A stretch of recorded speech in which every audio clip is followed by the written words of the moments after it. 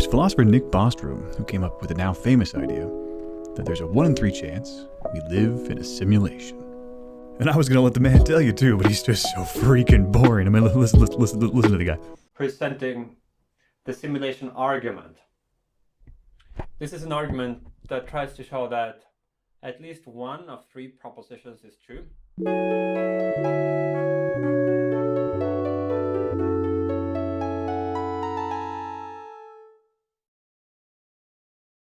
Oh, sorry. What were we doing? Basically, the holes in the reasoning aside, he offers a situation wherein everyone in the universe either died before they could create simulations on par with reality, or they just thought it was too lame or boring to even pursue. Or the third option. And the third possibility is that we are almost certainly living in a simulation. So there's this argument that shows that one of these 3 is true. But what struck me most about this argument was how it sounded like a 21st century version of the 18th and 19th century claims of idealism. Now, this argument has myriad versions, but it basically asserts that reality is only, or at least partly depends, on your mind. Say you see a tree, but it's really just all in your mind, just a reflection of your cognition. Here, the Cartesian cogito, the long legacy of academic debates parsing out the split between the thinking subject and the objective world, is sidestepped, rejecting the world independent of the mind or whatever force is conceiving of it. But maybe everything is just in your mind. Maybe none of it's real. You could be in a simulation, a dream, someone else's dream. Perhaps every infinitesimal complexity is but a mere moment, an instant in time, no longer really than the windswept foam on the cresting ocean waves. All you've ever known and everyone you've ever loved, mere figments of your imagination, like a dreamscape, a lifetime within a moment. Whoa, dude, that's like deep. It's paper. I'm burning paper.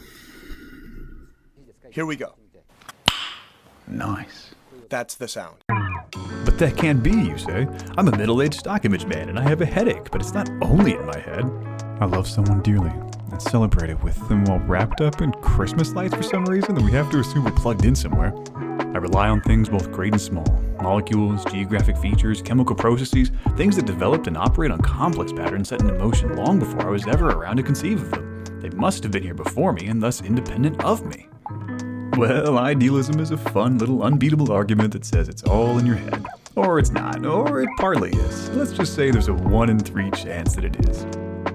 But that's not what we're up to today. Instead, I want to discuss how all of this helps to explain and meaningfully relates to this.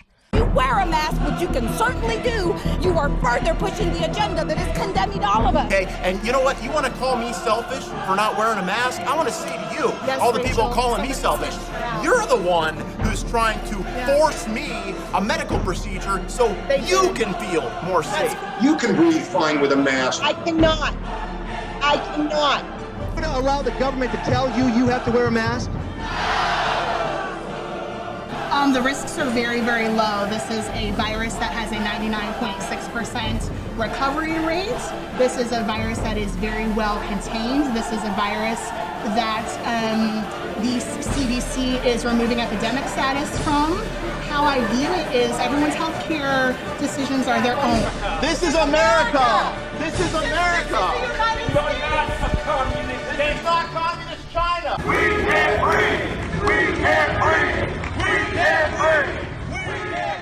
The life you live inside now, women beat it down for you. That's alright. That's alright. That's alright now, mama. Any way you do.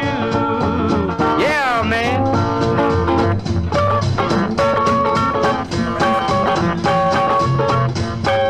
You're making us You're making us Factual! Flick me again! Back the fuck up when you're fucking going now!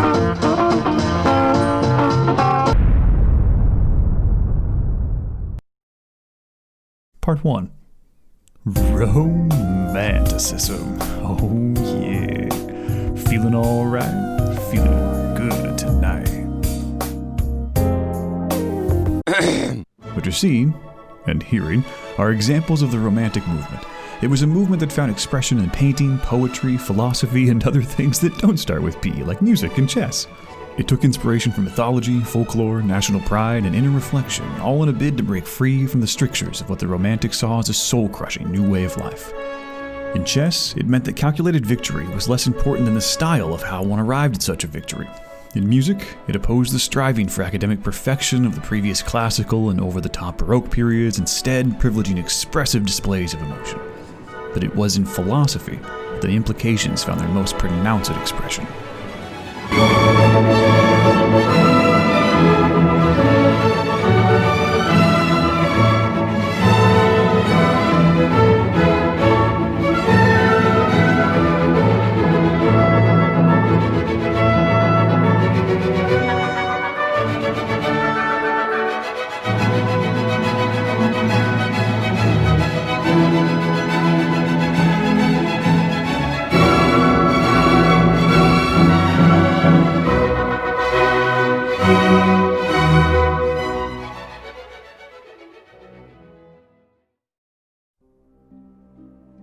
The great successes of the Enlightenment had wrought a world choked with smoke, poisoned with chemicals, and a population, now bereft of their commons, made to crowd into the burgeoning cities to seek employment in the new project of capital-intensive growth.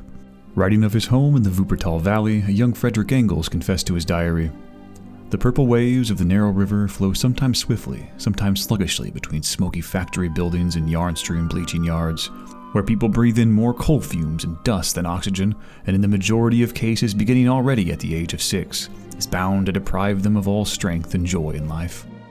This way of life became so normal that these scenes of cities washed from their industrial age grime are completely transformed. Perhaps no greater example of the magnitude of indifference to this way of life is the famous mutation of the peppered moth. The once white and speckled creature blended into the off-white hues of the birch trees outside industrial Manchester.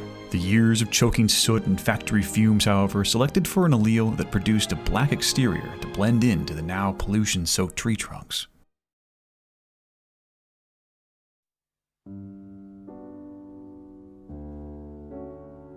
In 1967, the medieval historian Lynn Townsend White Jr. wrote what came to be a seminal text for the nascent environmental movement. Titled The Historical Roots of Our Ecological Crisis, it was a presentation he gave to the American Association for the Advancement of Sciences and later published in the journal Science. He argues that the Christian worldview presented humankind with a subaltern natural environment. Because it lacked reason and the divine purpose of man, it was ripe for exploitation in its proper place beneath the dominion of us superior creatures of agency made in God's image.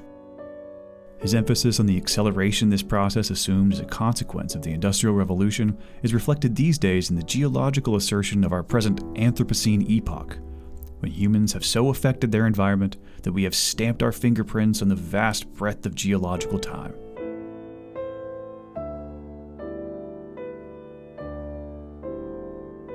It is against these runaway consequences that the Romantics sought to build a philosophy of nature, wherein humankind is not above but within and among nature as a constituent part.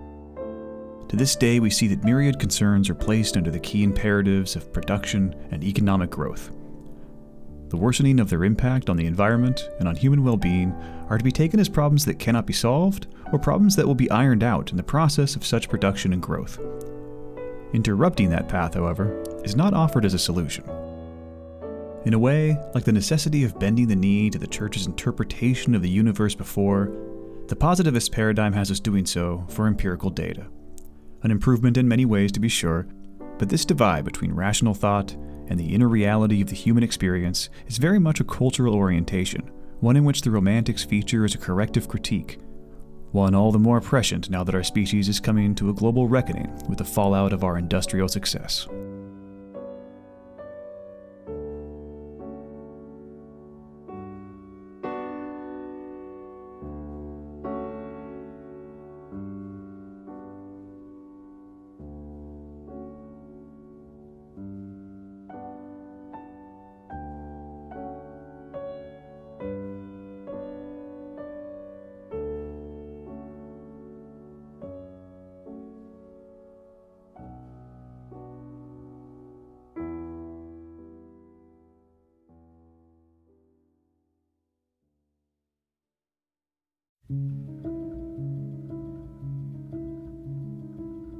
It's worth here noting that the Western tradition grew through a unique epistemology that splits factual and practical concerns from those of beauty, fulfillment, and a broad range of things through which we might appeal to something we might call our humanity.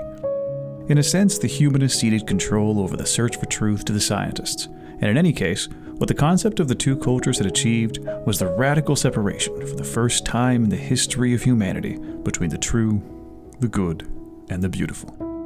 The Catholic Church was investigating into the natural world, conducting experiments, and venturing into this thing that became modern science. And some of this research, some of these monastic studies, were starting to turn up discoveries that were in conflict with the teachings of the Catholic Church. That was starting to create a very real problem, an idea, a sort of a contradiction, you might say, in the authority or the rule of the Catholic Church. So there needed to be a philosophy that could be introduced that would make sense of this contradiction. There is the natural material world on one side that operates according to mechanical principles and can be investigated through the natural sciences, and then on the other side there is the spirit and the spiritual world that God and angels and the Catholic Church has total rule over, and the two cannot interact. It is from Descartes' political project of creating space for the natural sciences that we've been bequeathed this unfortunate epistemological and metaphysical dualism that Western philosophy has forever been trying to overcome. Are they real? Oh yes, said Castelli. Even the Jesuits down in Rome have confirmed this. And then she switched the subject. She said, what about Copernicus? And what about Joshua at the Battle of Gibeon, when he commanded the sun and not the earth to stand still? And in this way, the transition to a more productive, more rational world came at the loss of something less tangible, something the Romantics like Schelling, Holderlin, Novalis, and others sought to rescue in a broad project encompassing metaphysics, literature, criticism, and the arts. In his magnificent History of the Social Sciences, H. Scott Gordon wrote, "One line of reaction to this was taken by the reform movements, which attempted to use the authority of the state to modify working conditions, town life, and other aspects of industrialism. But the Romantics took a different view. Britain's troubles, they felt, were not due to the steam engine and the power loom. These were merely the surface manifestations of a profound spiritual and philosophical malaise that was the inevitable consequence of 2 centuries of growing reliance upon science and reason as sources of knowledge, and the resulting suppression of religious faith, intuition, and imagination, feeling, and emotion." Bentham never tired of asserting that society is an aggregation of individuals and has no interest apart from that of its members. Coleridge and other Romantics regarded that as totally wrong-headed. Society is an entity in itself, with interests of its own that transcend those of the individual, both factually and morally. Frederick C. Bieser, one of the leading English-speaking scholars of German idealism, adds, "It was indeed the Romantics who first identified and addressed some of the fundamental problems of modern civil society: anomie, atomism, and alienation. These problems resulted in the death of narratives that lend human life a unifying meaning and provide purpose and belonging in a seemingly cold and indifferent world."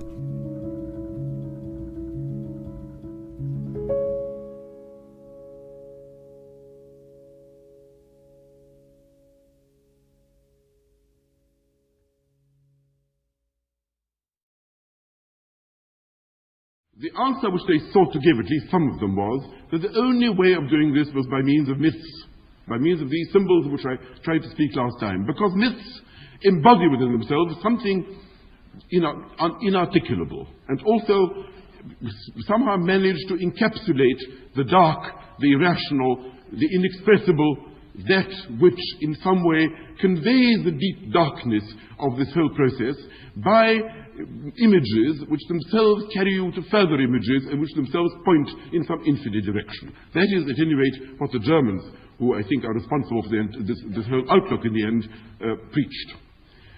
The Greeks, for them, understood life because Apollo and Dionysus were symbols, they were myths, who at one and the same time conveyed certain properties, and yet if you ask yourself what it is that Apollo stands for, what it is that Dionysus wants, the attempt to spell this out in a finite number of words, or even paint a finite number of pictures, was plainly an absurdity. And therefore, in some sense, myths are at one and the same time images which the mind can contemplate in relative tranquility, and yet also something which is everlasting, follows each generation, transforms itself in the transformation of men, and it's in some sense an inexhaustible supply of the relevant images which are at once static and eternal. But these images, the Greek images, are dead for us, for we are not Greeks. That much Herder taught them. The notion of returning to Dionysus or returning to Odin is absurd. Therefore we must have modern myths. And since there are no modern myths, because science has killed them, or at any rate has made the atmosphere unpropitious to them, we must create them. And so there is a conscious process of myth-making. And we get, in the early 19th century, all this conscientious and painful effort to construct myths, perhaps not so painful, perhaps some of it could be described as spontaneous, the effort to construct myths which shall serve us in the way in which the old myths served the Greeks.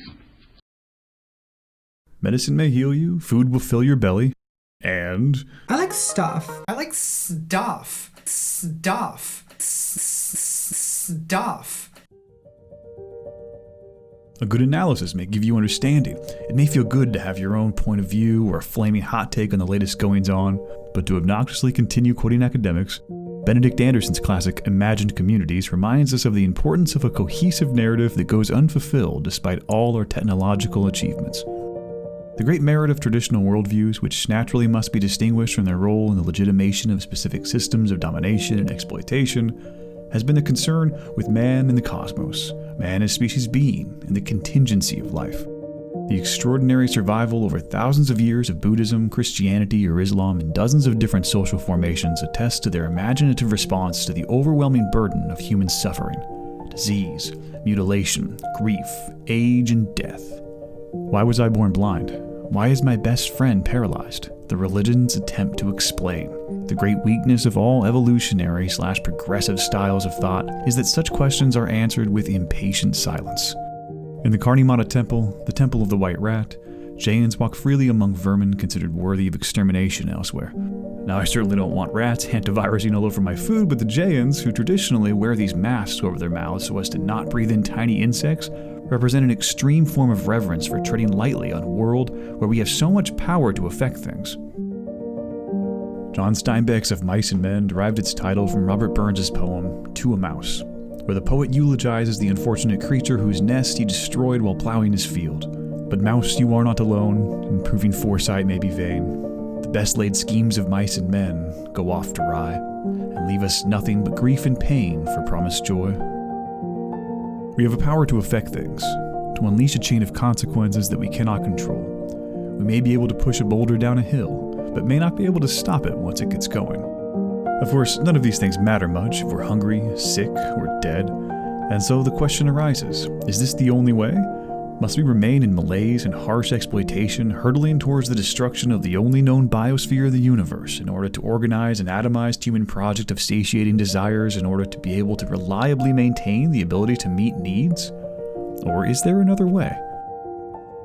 Part of the romantic assessment is that the loss of faith in myth resulted in a world of dead objects, all the matter of the world rendered inert clay for our molding, resources to be exploited. As we continue on towards the commodification of any and everything...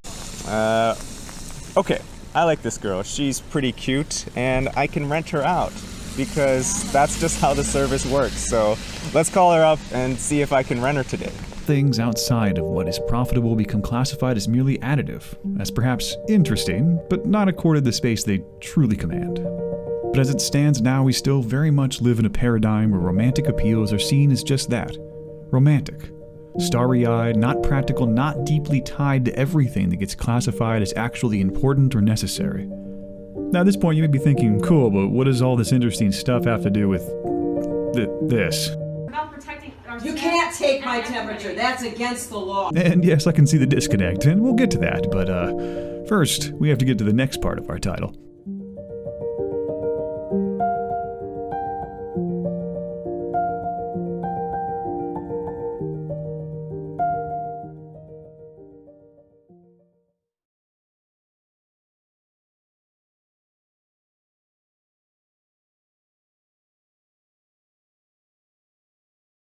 We'll be right back after these messages.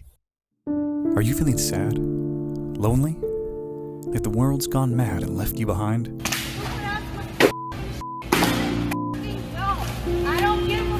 It's time for you to try ignoring reality. Yes, that's right. Just make shit up and disregard signs that the world exists outside of the narrow tunnel vision that you want to limit yourself to. Remember those Heaven's Gates folks who Kool-Aided themselves to death before murdering a California congressman? Bet you think they died, don't you? Bullshit, what do you know?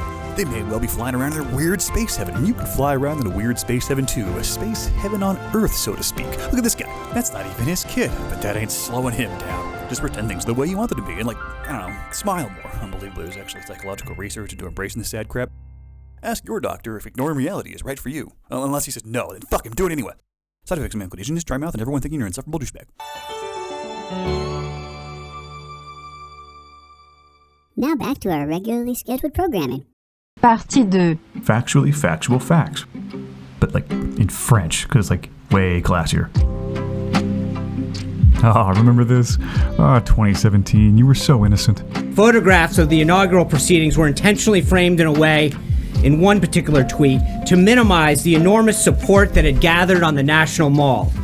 This was the first time in our nation's history that floor coverings have been used to protect the grass in the mall. That had the effect of highlighting any areas where people were not standing, while in years past, the grass eliminated this visual. Bullshit. Why did he do that? It undermines the credibility of the entire White House press office on day one. Don't be so overly dramatic about it, Chuck. You're saying it's a falsehood, and they're giving Sean Spicer, our press secretary, gave alternative facts to that. What the fuck? But the point remains. Wait a minute. Alternative facts? Alternative facts? Facts. 4 of the 5 facts he uttered.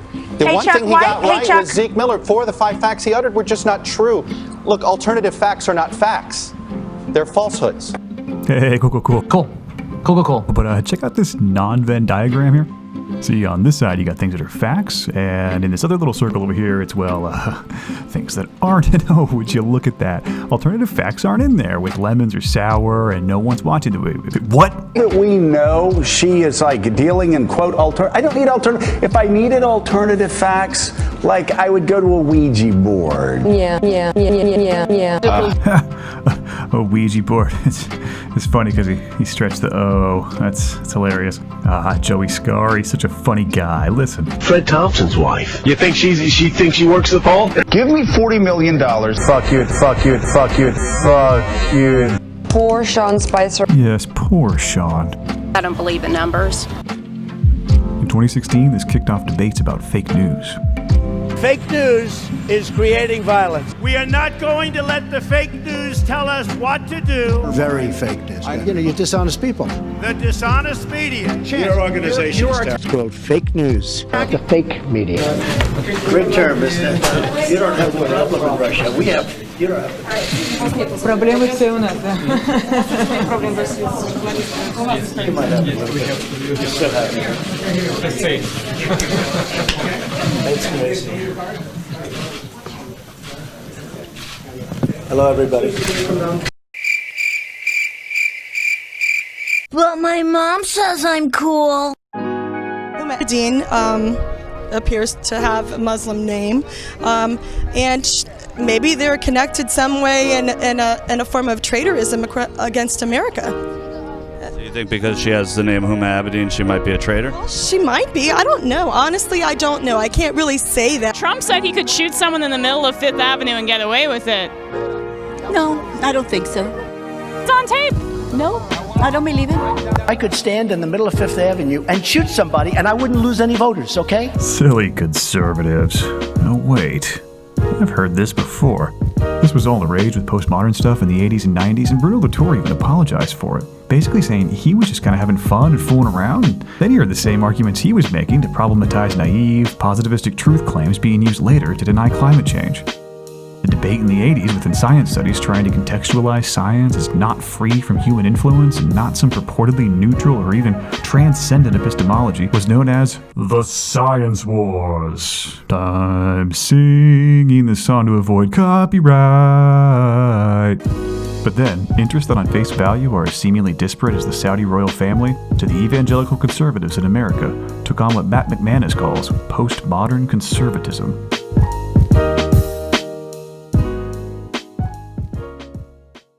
Kind of problem of identity and history that you see in postmodern culture was already anticipated and dealt with by several canonical conservative figures in the tradition, probably the most prominent of whom is Joseph de Maistre, the famous critic of the French Revolution, who argued that liberal rationalism and the rise of these kind of new technologies and ways of thinking challenged the traditional bases of authority, and what we needed was an almost irrational drive, regardless of whether or not this could be proven, to restore our older sense of identity and of political authority.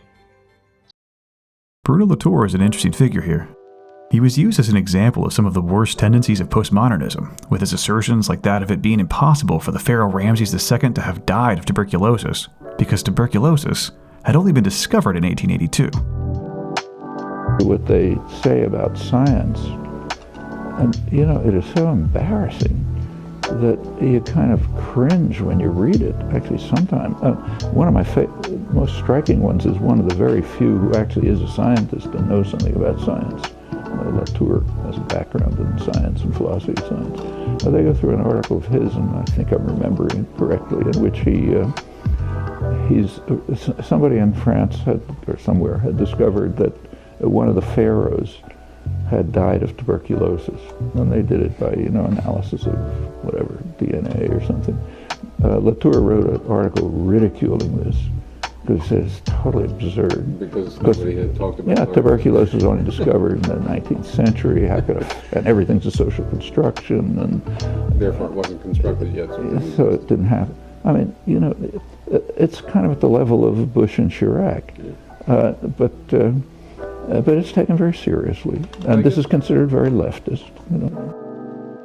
But in his later career, Latour kind of made an apologia for this, actually coming to own up for his enabling of things like the denial of climate science. He really takes the full Latour, if you will. No, all right, moving on. Alan Sokal of Sokal Affair fame had worried about the implications of a too permissive style of approaching the humanities and social sciences. He wrote that Latour's tactic in critiquing scientific practice had been to empty it of all its content by retreating into platitudes that no one would question. Sort of a Schrodinger's douchebag of an approach. Like, I'm saying something important if you think I am, but if you criticize me, then no, I'm just saying something banal. Sokal then warns, Latour, whether he intends to or not, gave license to a pernicious anything-goes relativism that cynical conservatives were only too happy to appropriate for their own ends. This was something Latour owned up to, questioning, do you see why I'm worried? I myself have spent time in the past trying to show the lack of scientific certainty inherent in the construction of facts. I too made it a primary issue. But I did not exactly aim at fooling the public by obscuring the certainty of a closed argument. Or did I? And this is as evident as ever in the embrace of truth denial you see on the news every day. And just remember, what you're seeing and what you're reading is not what's happening. I'm not seeing the poll book off by 30,000 votes. That's not the case. What did you guys do? Take it and do something crazy to it? I'm just saying the numbers are not off by 30,000 votes. So I know what I saying saw. That they're filling in? I know what I saw, and I signed something saying that if I'm wrong, I can go to prison. Did you? I wasn't drunk.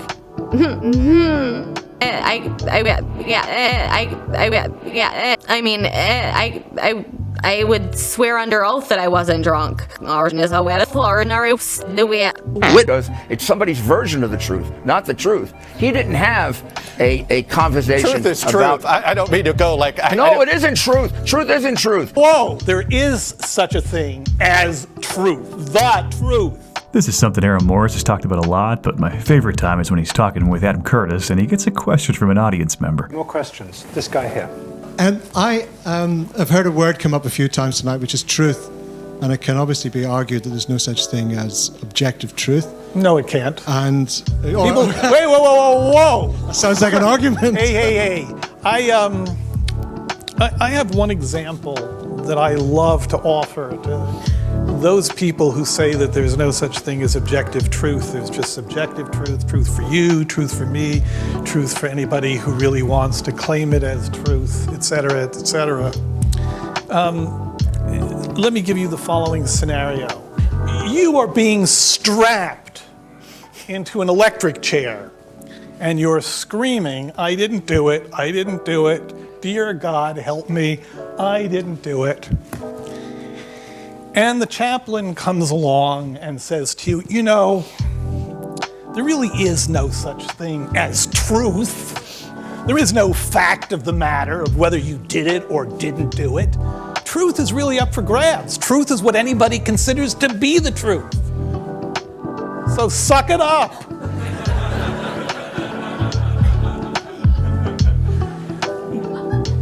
I don't know where this nonsense started.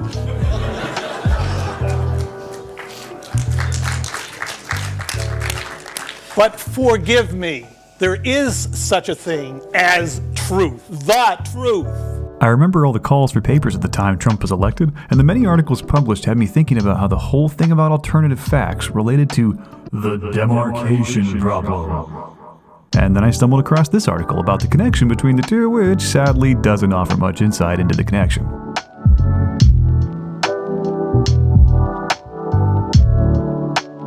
As it turns out, the argument of what counts as a thing and what is only a pseudo, not really legitimate thing has been going on for millennia. And having a grasp of what's at stake, steak. Ooh, waffle runoff. Puts us at a better position to know what to do about it. And to that end, I think it's worthwhile to take a look at some thinkers that... Wait. What? Are you just going to start quoting a bunch of academics again? Well, yeah, I think it provides like some meaningful insight and into... You know it when you see it. Damn it. What separates astronomy from astrology? Real medicine from homeopathy? Well, the obvious stuff. So, like, what? Well, the effects, sure, but before you invest time, energy, and trust into something, how do you know it's a sound practice that'll yield results? Where's the dividing line between science and pseudoscience? Where's the demarcation, if you will? I would prefer not to. Too bad, we're doing it anyway. There's a certain importance to the function of critique here, and it's where Latour's pseudo-apology comes in. He offers a useful, if still flawed, explanation of critique in the way that so many college graduates are being trained to understand and mimic the practice.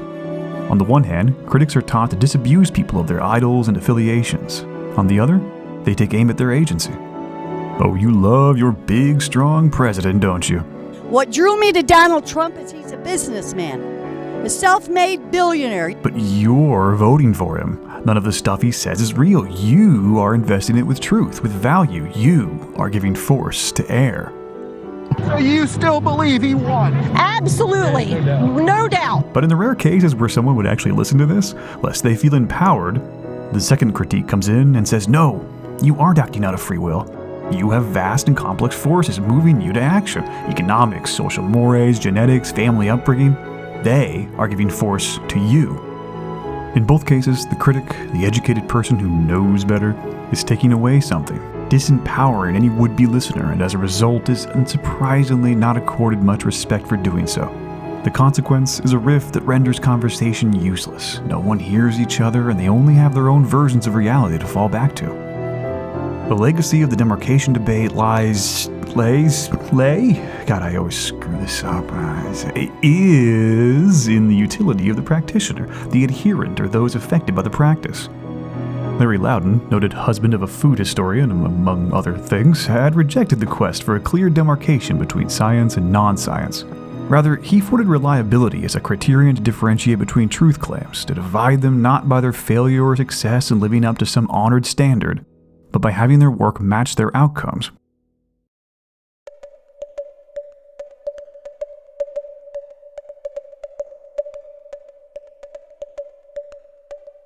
The classic example here is between astronomy and astrology. In the 1970s, Thomas Kuhn had argued that since antiquity, astronomy had been what he calls a puzzle-solving activity. If the predictions fail, practitioners could readjust measurements or theory in pursuit of their goal, but astronomy offers no such ability to build upon itself.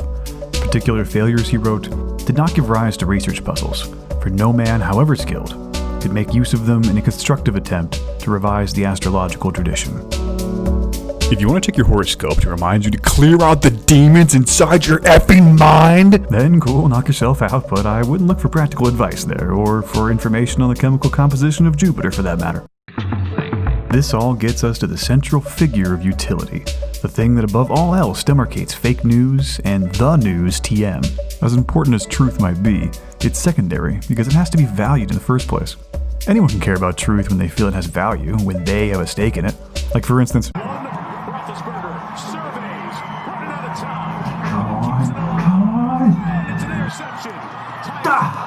Oh, damn it. Oh, come on. Jesus. Ah, they lost. No, they didn't. Yes, yes, they did. No, they didn't. No, they did, and I lost a lot of money. I'm pissed. You didn't lose anything. But, oh my, I had a huge bet on this. What about all the money I just lost? Just pretend it didn't happen. Interesting. But you still owe me. Give me my money. Now, I agree with Errol Morris. There is a truth, and that's important. But what I think he and Latour both overlook is that there's also power. People are quite ready to embrace the truth of medical science, but not climate change. To happily accept their food is inspected and regulated and eschew the same for others. They would strategically move away from the coming effects of climate disasters. When I look at climate change, it's in a category of sources of conflict around the world and things we'd have to respond to. While denying the scientific validity of proactively conditioning our economy for its impact on the environment.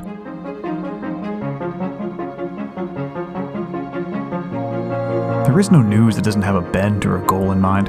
And neutrality or the insistence for truth in the abstract is a quixotic abandonment of something I have to believe most people at least implicitly understand is very much real and constantly at play. The fact that no one cares about truth as a transcendent value. The fact that it very well can exist as a utility to affirm, deny, or just completely ignore. Truth is a weapon. 3부 Hot Schopenhauer. Oh yeah, look at this absolute snack.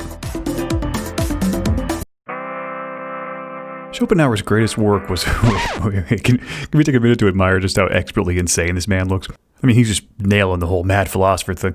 Anyway, his focus was on what he simply termed the will. Or something in German, I forgot. But anyway, this exists prior to and more powerful than your ability to reason. I know I shouldn't eat that donut, but I want to. I know I should stop smoking, but give me another cigarette, damn it. Following the Romantic tradition, he insists humans and our ability to reason are not separate from nature. Breaking from them, he saw us not as a culmination of nature, but subject to it, casting instead a prolonged meditation towards the timeless will and away from the cognizance of objects in the world to realize the infinite oneness of the world free from the forms it must take to represent itself to us. Whoa, man. That's like deep. What are you doing? Oh, shit. There's a meaningful relation here to modern-day theories of consciousness. So-called higher-order theories of consciousness because they're hot. They explain that consciousness counts as a second-order realization of first-order mental states, of cues and inputs like visual stimuli. There are tools in our bodies for recognizing sights and sounds, feelings and impulses, but to reflect upon these inputs, to try to make sense out of them, organize them, or even really just notice them, is what the theory posits as consciousness. Schopenhauer argued that the world merely appears to us as a representation of a will that exists outside of us, indeed outside space and time, our intellect being but a tool for its striving. In a sort of Buddhist way, this leads him to conclude that humans are trapped in a cycle of meaningless suffering, unable to get at this true reality that lords over us. It would be an error in terms to use our rationality and insistence on facts to argue our way out of this. It truly is an error in terms to insist on the primacy of facts to compel other people to listen to them. The two are different projects, the is and the ought. As difficult as it is to determine reality, it is even more difficult to determine how to get anyone to care. If if you care about reality, if you think it's important, if you think that affirming it matters and that we ought not subject the yet unborn to our abject failure to abide by it, then cool, we can just organize and work together to... Alright, no we can't. There's no movement to join, no group that's at the forefront just waiting for you to plug in and get involved. Damn, well, that sucks. Whether you're in the minority or majority, powerful people have much to gain from offering a narrative, and there is a relatively simple, if difficult, solution to this. It's very simple. Yes, it is simple. It's also very difficult. It's very simple to lift 300 pounds. It's also very difficult. We need more people to start giving a damn, getting involved, and seeing themselves in the flow of history as agents that can shape its flow. We come from the full Nine family. Oh, you did? Mm-hmm. Yeah. He's winning me over. I'll have to read it. The numbers are there. People who don't wear masks and Karens asking to see the manager are widely reviled and denounced as douchebags on a regular basis. I mean, just get a load of this dumpster fire. Yeah, as per the 1964 Civil Rights Act, I cannot be discriminated against. I do have a right to be able to breathe O2, not CO2, and I am being discriminated against right now. See, everyone hates that. But you may have realized that even if this is the case, even if almost everyone you know makes fun of Jerry for believing his veganism stands in for the coronavirus vaccine, fuck you, Jerry, no it doesn't. Even if you know better, there really isn't any we to join. There's no group or party or movement around which to coalesce. It's really just a bunch of atomized individuals coming to this realization for themselves. And you may have friends or family to hook up with who share the same sentiments, but it's nothing that can be forwarded as a positive political project. Instead, the weak sauce menu of options offers nihilist acceleration towards the consequences of never confronting the impact of our decisions.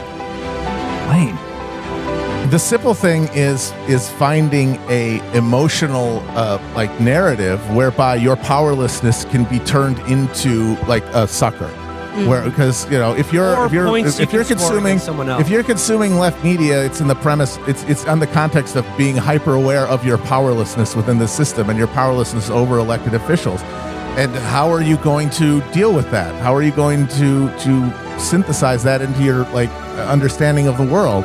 And that comes with the way that, the emotional attitude that you have towards people in power, and then you seek media that will reflect and validate that emotional response, and then that stands in for action you can't take in the real world.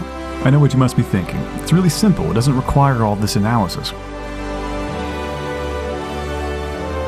A bunch of scheming, amoral assholes saw it in their interest to lie about all sorts of stuff. Right now in the United States, people should not be walking around with masks. And a bunch of drooling, brain-dead rubes lapped it up and waddled out to vote against their own interests and coughing each other's faces to spread the virus around to rural places where it should have never even gotten to.